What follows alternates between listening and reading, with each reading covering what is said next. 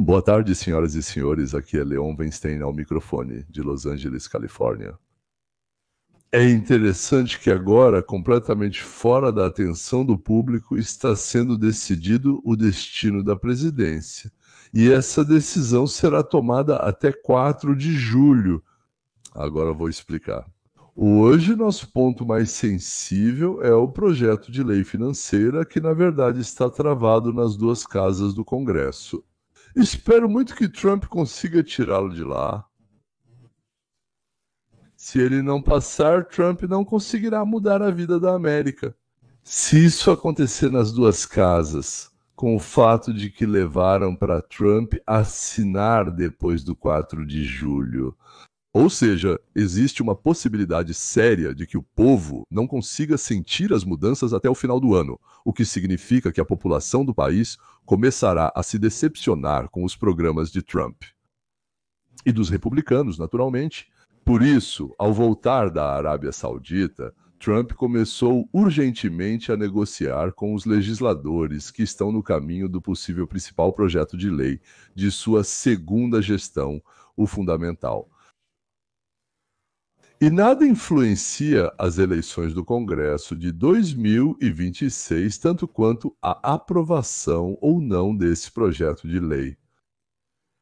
E eu acho que se ele passar tarde demais e os democratas conseguirem ganhar o Congresso em 26, então, basicamente, o restante das grandes iniciativas de Trump não poderá acontecer. Porque vai começar toda aquela mesma confusão que acontecia antes. Ou seja, impeachment atrás de impeachment, besteira atrás de besteira. E agora eles só lutam com a ajuda dos juízes, mas depois vão ter muito mais ferramentas à disposição.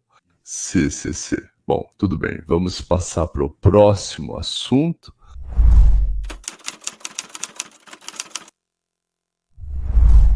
Desde 2021, quando Biden entrou na Casa Branca, a maioria dos americanos acreditava que a vida seria menos próspera, menos segura e menos estável economicamente do que antes.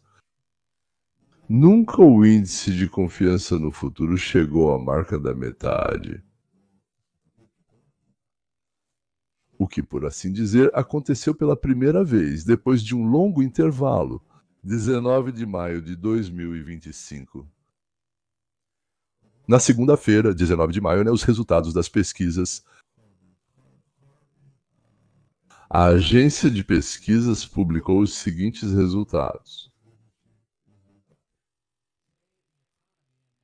Hoje, a economia e os eleitores de MAGA receberam notícias incríveis pela primeira vez desde julho de 2021.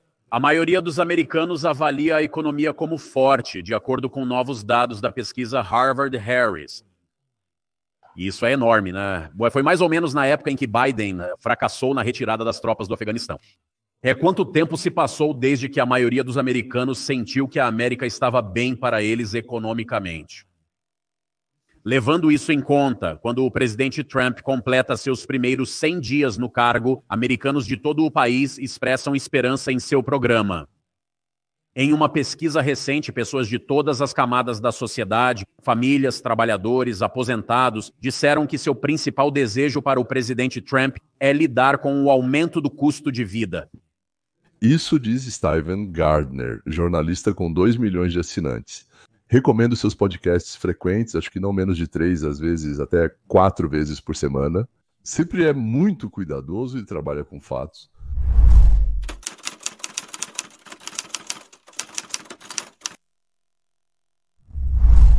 Lembre-se dos primeiros dias do Dog. Você se lembra bem, nos primeiros dias do Dodge. Elon Musk anunciou que eles descobriram algo como 4 milhões de cartões de crédito do governo, nos quais funcionários federais podiam gastar até $10 mil em cada cartão. Então, um novo relatório mostra em que eles gastaram esse dinheiro.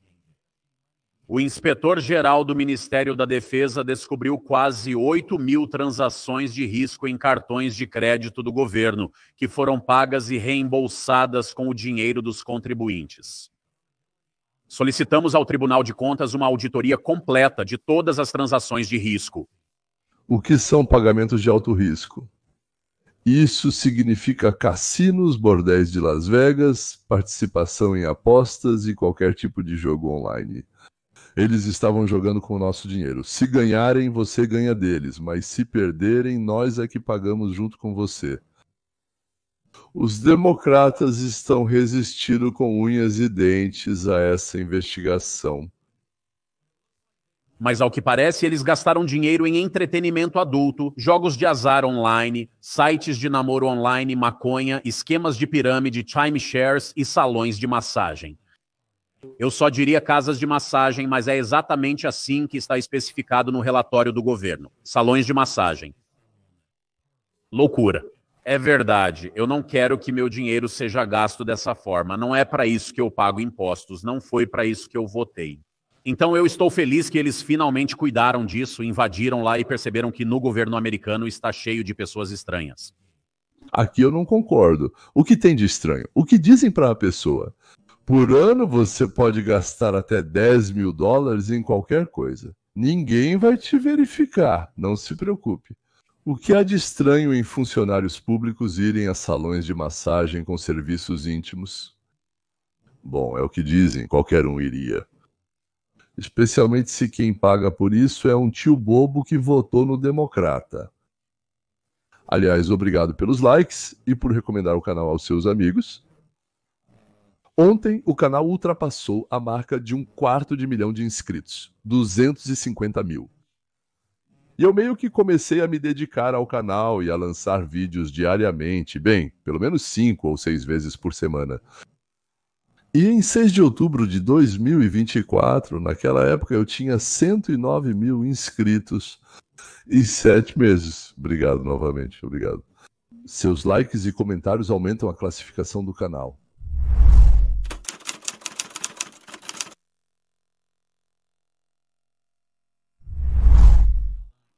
A Rússia realizou o maior ataque com o uso de drones desde o início da guerra. 273 drones e alvos falsos foram lançados perto de Kiev, assim como em Donbass e na região de Donetsk.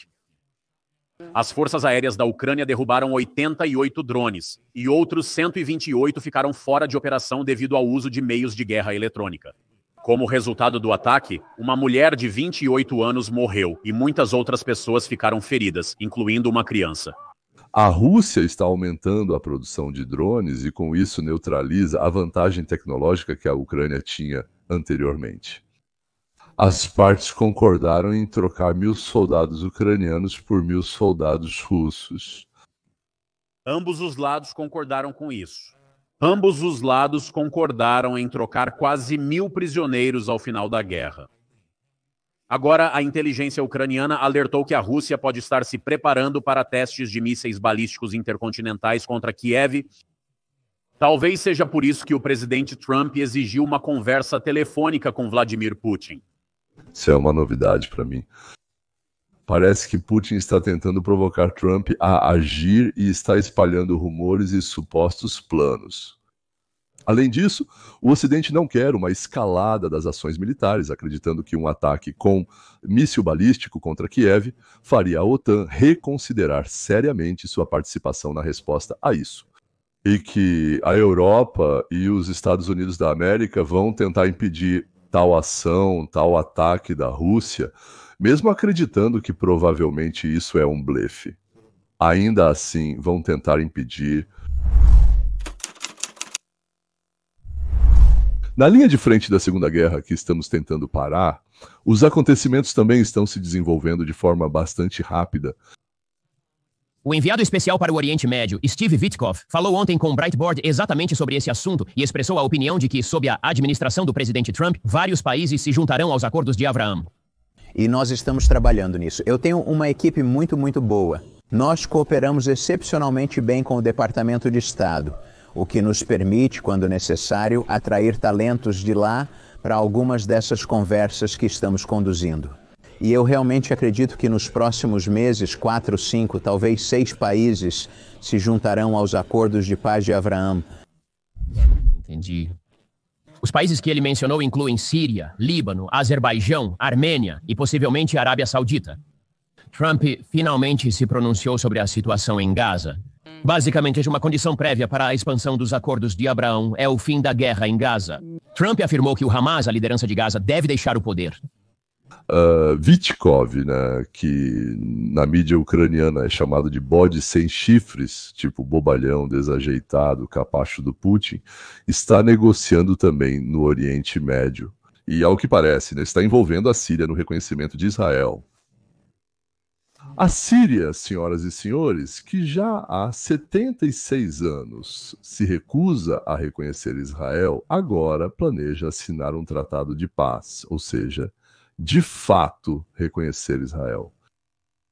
O Líbano, que foi impedido de se tornar amigo de Israel, a Síria os afastou. E talvez a Arábia Saudita também, aliás, embora eu duvide, porque a Arábia Saudita já não é mais o que era há tantos anos atrás.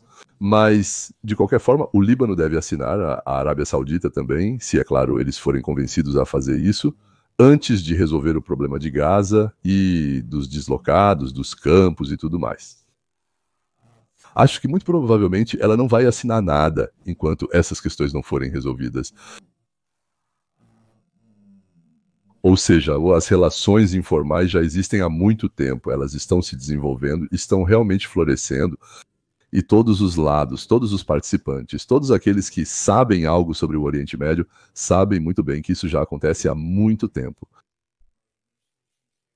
Minha administração compartilha a esperança de tantas pessoas nesta região por um futuro em que o povo palestino viva com segurança e dignidade. Mas isso não pode acontecer enquanto os líderes de Gaza sentirem prazer em tentar e matar pessoas inocentes. Isso não deveria acontecer? Eu valorizo muito o papel construtivo que os líderes presentes neste salão desempenharam nos esforços para pôr fim a esse terrível conflito, inclusive ajudando a garantir a libertação do refém americano Edan Alexander. Ontem foi um grande dia, um dia muito importante. Me disseram pouco antes de eu sair daqui que pretendiam libertar Edan. Nós achávamos que Edan estava morto. 3 semanas atrás disseram que Edan não estava mais vivo. Isso foi uma notícia muito boa. No fim, todos os reféns de todas as nacionalidades precisam ser soltos como um passo rumo à paz. E creio que isso ocorrerá. Muitas coisas estão acontecendo, muitos acontecimentos muito positivos estão ocorrendo em todas as direções. Após discutir a situação na Síria com o príncipe herdeiro, seu príncipe herdeiro, assim como com o presidente Erdogan da Turquia, que recentemente me ligou e, entre outras coisas, pediu algo muito semelhante. E com meus amigos, pessoas que eu respeito muito, no Oriente Médio, tomarei a decisão de encerrar as sanções contra a Síria para dar a eles uma chance de grandeza. E agora algo que espero vai agradar muito aos meus espectadores, com quem compartilho esperanças e receios em relação ao caminho que os Estados Unidos da América estão seguindo. Nós entendíamos para onde os políticos, a mídia, os burocratas e os estudantes e graduados tolos das universidades estavam levando o país. Vamos nos alegrar juntos.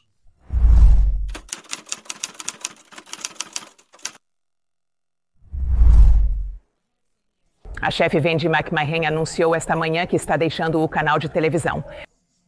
Na declaração, McMahon disse: "Ficou claro que a empresa e eu temos visões diferentes sobre o caminho a seguir. Chegou a hora de eu seguir em frente e para esta organização avançar com uma nova liderança." Essa decisão foi tomada um dia após o encerramento da temporada dos 60 Minutos, o principal programa da emissora. Esse programa esteve no centro de um processo de $20 bilhões movido pelo presidente Trump devido a uma entrevista com Kamala Harris no outono passado. A empresa-mãe está negociando um acordo extrajudicial para resolver o processo em meio à possibilidade de uma aquisição. Bem, amigos, é claro que Donald Trump, em grande medida, quebrou a grande mídia tradicional. Para ser honesto, eles nunca mais serão levados a sério ou terão a mesma confiança de antes. E esse efeito nós observamos em grande medida após as eleições de 2024, quando houve muitas demissões e cortes na grande mídia tradicional. Seja Chuck Todd, Joy Reid, Gina Costa, esses são apenas alguns nomes que vêm à mente, além das demissões em massa de funcionários e tudo mais. Mas por um tempo tudo parecia calmo, não é mesmo? Parecia que era apenas uma reestruturação pós-eleitoral, e agora tudo voltaria um pouco ao normal. Mas como se viu, não foi bem assim. Muito bem. A saída de funcionários na grande mídia continua, e hoje, de acordo com as últimas notícias, a diretora-geral Vendi McMahon anunciou repentinamente sua demissão. Talvez você saiba que, recentemente, ela tem sido alvo de críticas sérias por seu viés político abertamente explícito em muitas questões. O que não seria um problema tão grande se não fosse o fato de que eles possuem uma licença de transmissão pública que eles claramente estão violando? Vamos retomar esse assunto mais tarde. Por ora, o principal tema de discussão é o que está contra. No momento, foi movida uma ação civil de 20 bilhões de dólares por parte de Trump, em relação à entrevista no programa 60 Minutos com Kamala Harris nas eleições de 2024. Lembro que o programa 60 Minutos fez uma entrevista com Kamala na véspera das eleições. Fizeram perguntas muito simples para ela, mas mesmo assim ela não conseguiu responder. E encurtou, deu a Kamala a oportunidade de responder novamente. Ou simplesmente remontou. Em geral, eles faziam de tudo para que o povo não percebesse que ela é uma completa idiota que fez carreira principalmente na cama das pessoas certas, importantes e idosas. Bem, e colocada no cargo de vice-presidente e depois como candidata à presidência, simplesmente porque Barack Obama gostava dela. Aqui estão exemplos desta entrevista, onde fica claro como eles falsificaram as respostas dela. O primeiro-ministro Netanyahu não ouve? O primeiro-ministro Netanyahu não ouve? Bem, Bill, o trabalho que fizemos levou a uma série de movimentos nesta região por parte de Israel, que em grande parte foram provocados ou resultaram de muitos fatores, incluindo nossa posição ativa sobre o que deve acontecer nesta região. Isso é um absurdo que Kamala falou, que é até difícil de entender o que ela quis dizer. E isso foi depois de ter editado. Mas, ao que parece, o primeiro-ministro Netanyahu não está ouvindo. Não vamos parar de lutar para que a posição dos Estados Unidos sobre a necessidade de acabar com esta guerra seja clara? Simplesmente pegaram e mudaram tudo. Bem, ou seja, não foi a melhor resposta, claro, que eles receberam, mas para ela foi simplesmente incrível. Para as pessoas que não entendem muito bem o que está acontecendo, bem, parece que ela respondeu alguma coisa lá, parece que até foi relevante. Resumir ou cortar respostas é uma prática comum na mídia de notícias. Já outra coisa é literalmente pegar duas respostas diferentes e trocá-las de lugar para que Kamala Harris pareça melhor. Sabe, você olha para isso e compara com as inúmeras entrevistas que Donald Trump deu ao programa 60 Minutos nesses anos e com a forma como eles o tratam. É exatamente aí que está a principal acusação, que, novamente, talvez pudessem evitar se não trabalhassem sob uma licença de radiodifusão pública, que os obriga a manter a neutralidade e, bem, a seguir certos padrões de justiça. Voltaremos a isso mais tarde. Como pode ser punido? A questão é que qualquer rede, seja de televisão, rádio ou outra, de acordo com as leis dos Estados Unidos da América, para que possa retransmitir programas em todo o país, as estações locais são obrigadas a assinar um acordo de honestidade na transmissão com o governo federal. E se for descoberto que a transmissão não é honesta, e aqui, bom, não precisa ser vidente, certo? Não é apenas desonesta. O que você viu parece ter sido tirado de um livro didático. Agora vamos mostrar para vocês como é uma fraude completa, traiçoeira e uma manipulação.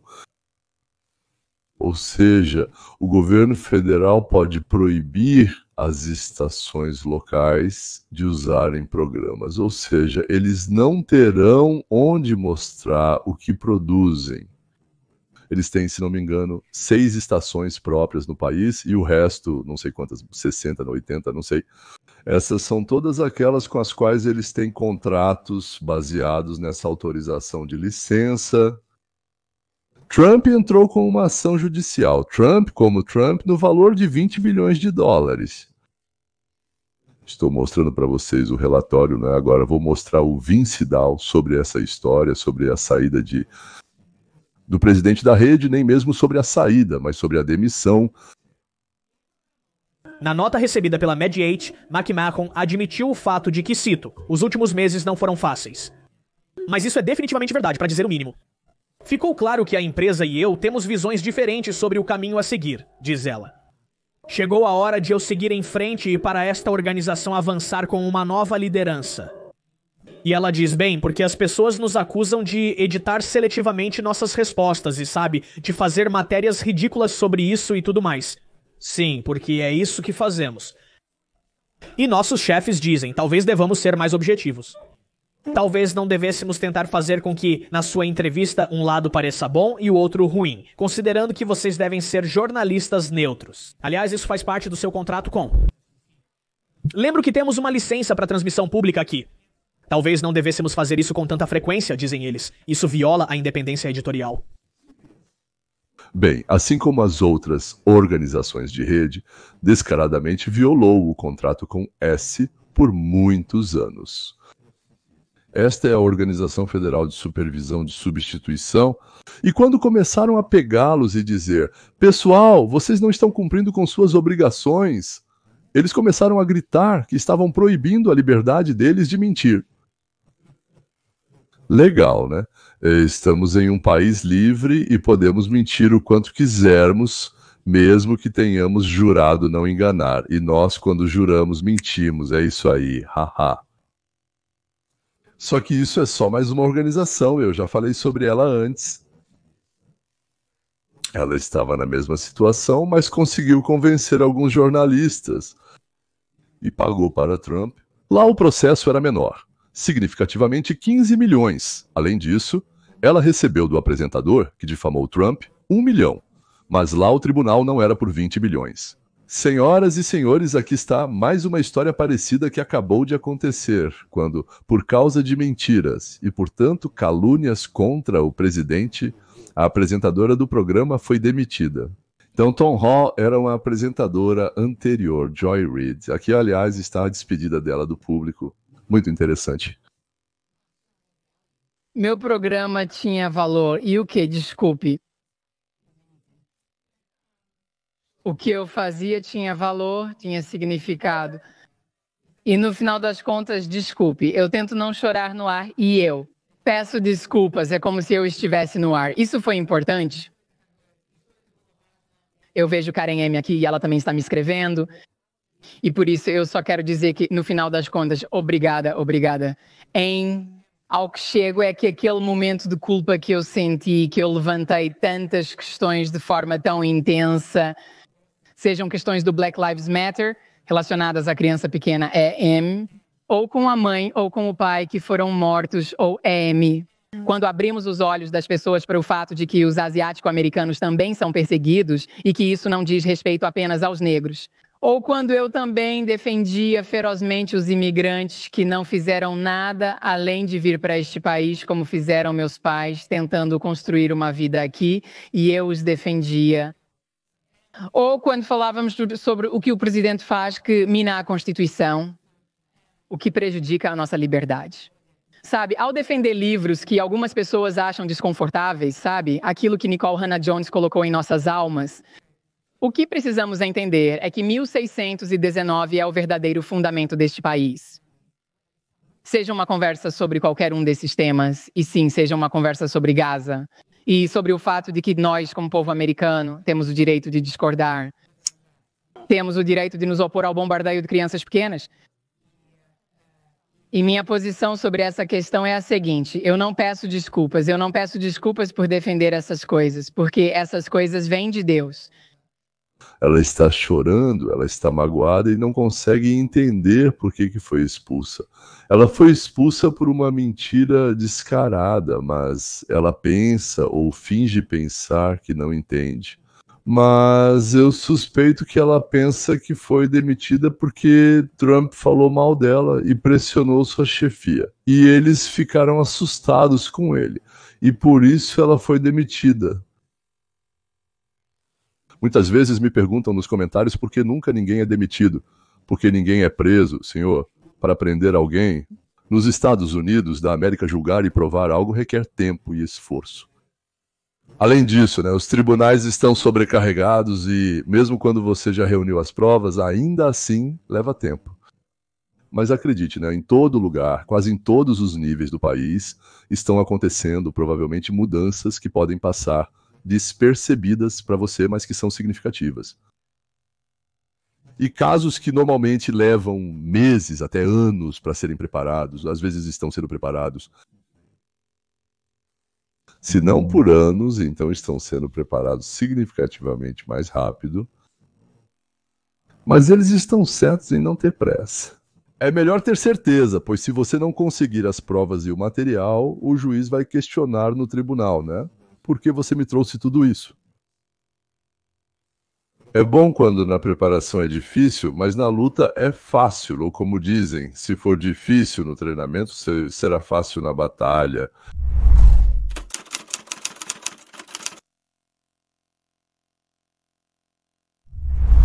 O General Jack King, com quem eu já apresentei vocês antes, é o diretor do Instituto de Estudos de Guerra. Participou do programa com Maria, com quem também já apresentei vocês antes. Então, ela tem um programa chamado Manhã com Maria. Esse é o segundo canal. Então, o segundo canal. Putin tomou alguma ação como resultado da conversa telefônica? Ele novamente rejeitou o cessar-fogo temporário. E por que ele fez isso? Por que ele rejeita esse cessar-fogo? Ele faz isso, Maria, porque entende perfeitamente que se concordar com o cessar-fogo, isso vai parar as mortes. E então a pressão sobre a administração será aliviada para fazer grandes concessões a ele. E ele quer concessões máximas que tornem a Ucrânia tão vulnerável que, no final, ele possa assumi-las sob seu controle. Ele nunca desistiu desse objetivo. Além disso, ele também sabe que o presidente é impaciente, por isso está prolongando essas negociações e não faz nenhuma concessão em nenhuma das rodadas anteriores. E não espero que isso mude no futuro. E então ele obviamente conversa com o presidente porque quer evitar sanções. E sua tentativa de convencer o presidente de que ele está interessado na paz, assim como o próprio presidente. Claro, suas ações não confirmam isso. Ele também tenta convencer o presidente de que quer normalizar as relações com a Rússia, o que traria benefícios econômicos significativos para ambos os países. Isso é realmente verdade, mas é bastante difícil normalizar relações com um criminoso que comete genocídio regularmente, tenta capturar um Estado soberano e ao mesmo tempo ameaça outros países da Europa. O General King avalia a situação de forma sóbria. Ele não é diplomata e não precisa se preocupar com o impacto de suas palavras no desenvolvimento das negociações ou dos acontecimentos. Ele pode chamar as coisas pelos seus nomes? Então, onde estamos? Agora, bem, eu acho que estamos onde estamos. Recusa do cessar-fogo, mais negociações, mais enrolação da situação. O que eu acho que devemos fazer? Concordo plenamente, mas naturalmente a situação é mais complicada do que pode ser explicada em 5 minutos. Algumas coisas Putin não poderia fazer de qualquer jeito, mesmo se quisesse. Bem, vou acabar sendo devorado pelos meus próprios. Em geral, enquanto não for apresentado um chicote de proporções impressionantes, a Rússia não vai parar a guerra. Para Putin, tanto faz. Ele quer aproveitar esse sentimento e essa emoção que o presidente sente, intensificando o derramamento de sangue e a pressão sobre nós. Sim, quero dizer, o presidente Trump disse que toda semana morrem 5.000 soldados e 5.000 pessoas. O presidente está agindo com muita cautela, usando suas alavancas econômicas para conseguir mudanças. Ele diz, bem, agora não vou impor sanções contra a Rússia porque sei que no final eles vão querer fechar um acordo comercial. Ou seja, ele fala sobre a possibilidade de um acordo pacífico e talvez no futuro um acordo comercial. O mesmo se aplica à China, não é? Eles estão tentando agir de forma amigável, jogar conforme as regras, oferecendo uma pausa de 90 dias na implementação de tarifas mais altas, enquanto observam as ações da China. Mas durante todo esse tempo, a China está envolvida e já falamos sobre isso várias vezes. A China apoia a guerra da Rússia, a China apoia repetidamente os caras maus. Então, qual é a abordagem correta na visão do presidente Trump ao utilizar esses mecanismos econômicos? Essa é uma das principais questões da guerra na Ucrânia. Como fazer com que a China pare de apoiar a Rússia? Como fazer com que a China pare de apoiar Putin e sua guerra? Para a China é vantajoso que alguém, e não eles, conduza guerras destrutivas. A China usa a Rússia como um cão de guarda, como um para-raios. Acho que chegou a hora. O artigo de ontem estava absolutamente certa. Vamos finalmente impor essas sanções e punir aqueles países que ajudam a Rússia. É preciso atingir a indústria russa de petróleo, gás e urânio. Isso também afeta a China e aumenta a pressão sobre a China, considerando os problemas econômicos que ele já tem. Como foi dito naquele editorial, Jay, isso provavelmente fará com que a China pressione a Rússia para parar com tudo isso.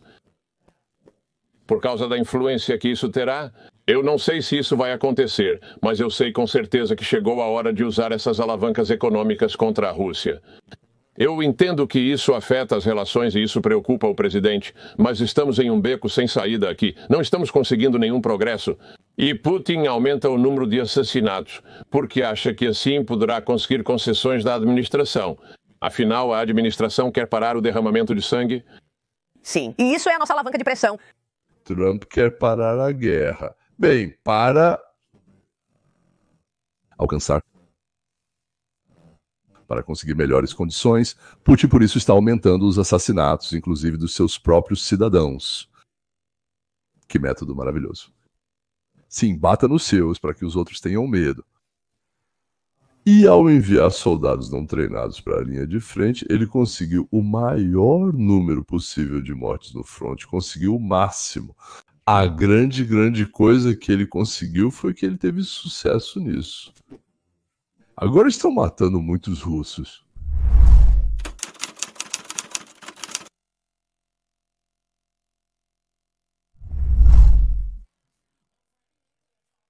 Expressando dúvidas sobre quaisquer negociações nucleares com os Estados Unidos, ele disse o seguinte: não acho que as negociações nucleares com os Estados Unidos da América trarão resultados.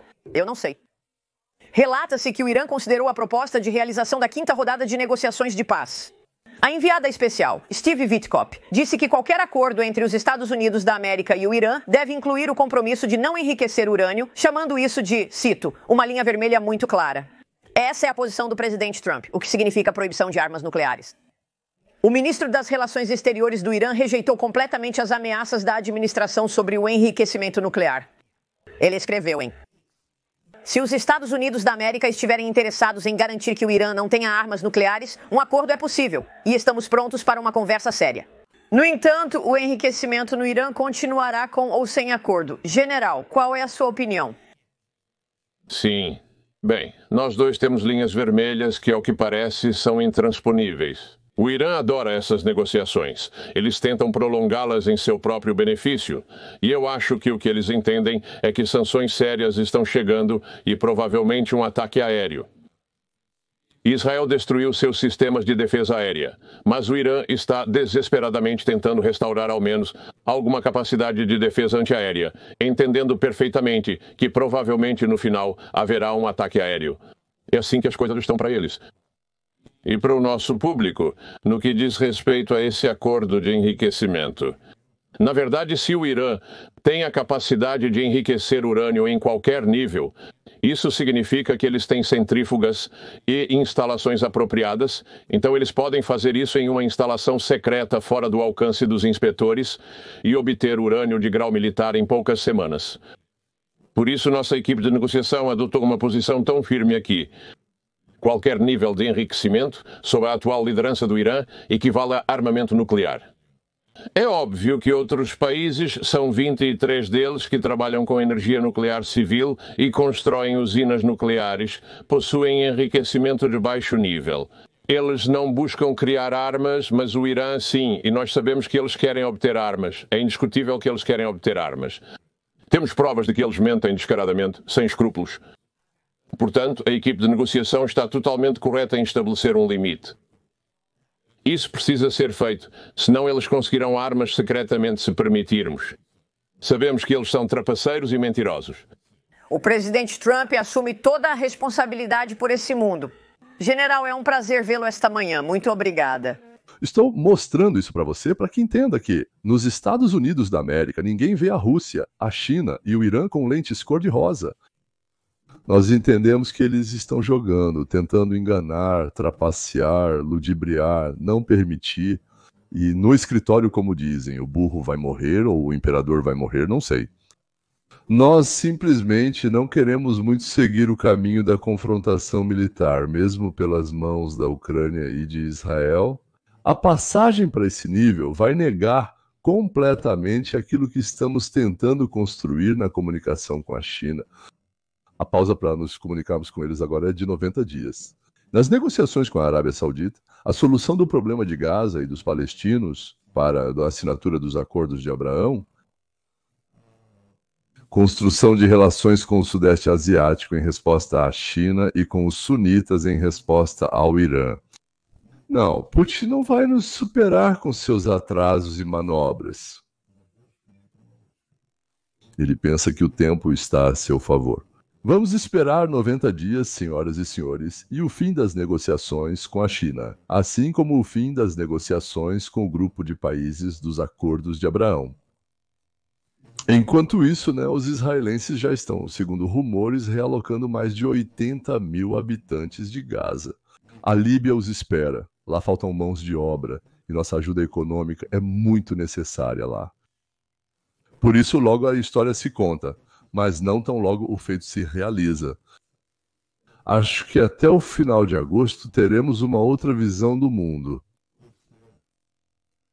Depois disso, precisamos aprovar, entre o final de agosto e o início de novembro, o orçamento abrangente e o projeto de lei que Trump apresentou ao Congresso e ao Senado.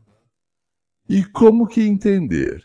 Abrir caminho para que possamos lidar com nossos problemas internos com força redobrada. Então vamos começar a reformar, a reconstruir o resto do mundo, levando em conta o bom senso, o individualismo, o livre mercado e o direito de qualquer pessoa à vida, à propriedade e à busca da felicidade. Como ele ou ela vê essa felicidade?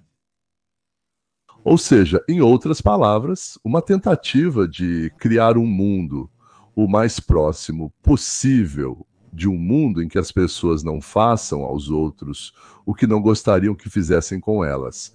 É possível isso? Eu não sei. Nós não somos anjos, claro, mas talvez consigamos chegar a algo próximo desse ideal. Agora, para a sobremesa, esquerda, esquerda, esquerda e um pouco mais para a esquerda. Fareed Zakaria. Ele trabalhou muitos anos na CNN, tinha seu próprio programa, Lógico, não é burro, mas é um pouco tendencioso. Bem, só um pouco, sim, mas ouça o que ele diz agora sobre as ações de Trump. O instinto do presidente Trump para destruir instituições e sua tendência a agir impulsivamente levaram ao caos, à resistência e a mudanças bruscas. Mas nesta semana, Trump nos lembrou que, às vezes, sua disposição para correr riscos e pensar fora do padrão pode sacudir as ordens ultrapassadas. Na Arábia Saudita, ele surpreendeu a todos ao se encontrar com o novo líder da Síria, um ex-jihadista, e anunciar a suspensão de todas as sanções americanas contra esse país. Ele também insinuou repetidamente que sua administração está pronta para firmar um novo acordo nuclear com o Irã. Se isso acontecer, ele poderá trazer um novo nível de paz e estabilidade ao Oriente Médio. O novo interesse de Trump em um acordo com o Irã parece irônico, quase absurdo. Afinal, foi ele quem retirou os Estados Unidos da América do acordo nuclear original com o Irã. Apesar de a maioria dos observadores sérios, incluindo as agências de inteligência americanas, considerar que o Irã estava cumprindo os termos do acordo.